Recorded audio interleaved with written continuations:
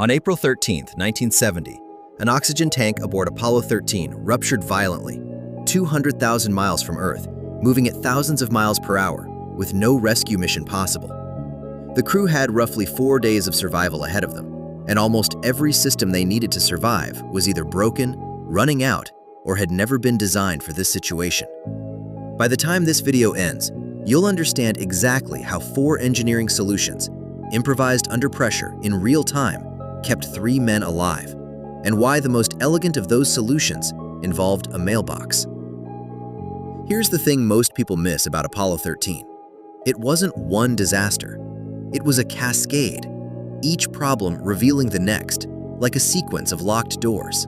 Solve door 1 and door 2 immediately swings open. The explosion didn't just cut their power, it forced the crew to abandon the command module and shelter inside the Lunar module, a spacecraft designed to carry 2 men for 2 days, now being asked to carry 3 men for 4.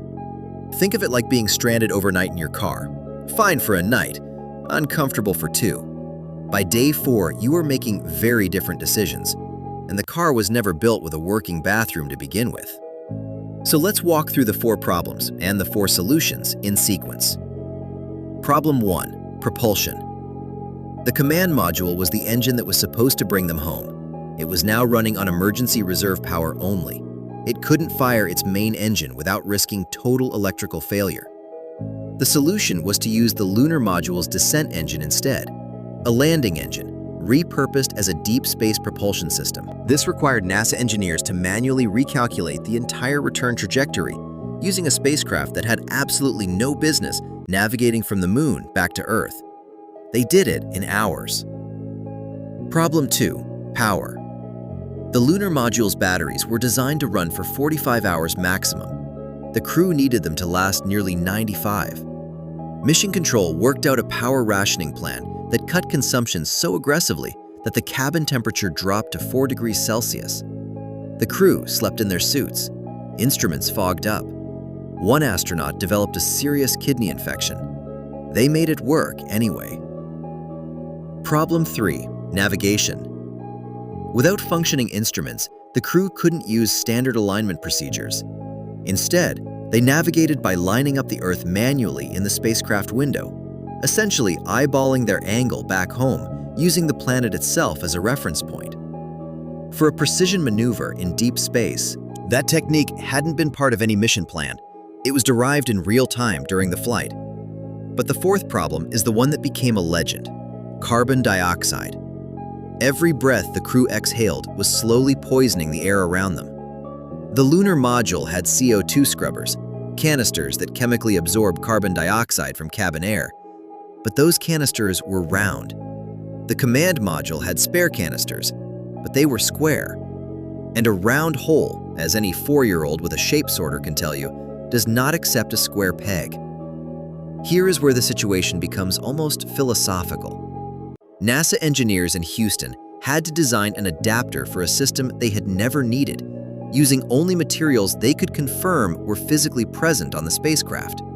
They made an itemized list of every loose object aboard: plastic bags, cardboard covers from flight manuals, a sock, hoses from spacesuits, and duct tape. Then they built the adapter on a table in Houston, using only those items, and read the instructions to the crew over the radio. It worked. This became known informally as the Mailbox, a cardboard and duct tape construction holding a jury-rigged filtration system together in the most hostile environment a human being has ever occupied. CO2 levels dropped within minutes. What makes this moment extraordinary isn't the ingenuity in isolation, it's the constraint. A well-funded engineering team with unlimited time and tools might produce a better solution. But these engineers had 90 minutes, a crew actively running out of air, and a fixed inventory of objects they could not change. Constraints don't kill creativity, they focus it. Apollo 13 splashed down safely on April 17, 1970. All 3 astronauts, Jim Lovell, Jack Swigert, and Fred Haise, survived. NASA Flight Director Gene Kranz never actually said failure is not an option. That line came from the movie. But the real events were, in many ways, more remarkable than the screenplay, because the actual engineers weren't operating from confidence.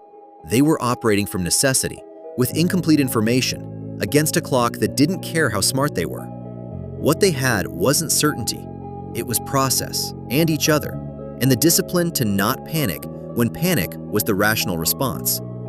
And a lot of duct tape. If this video taught you something real, hit like. It genuinely helps the channel reach people who'd appreciate it.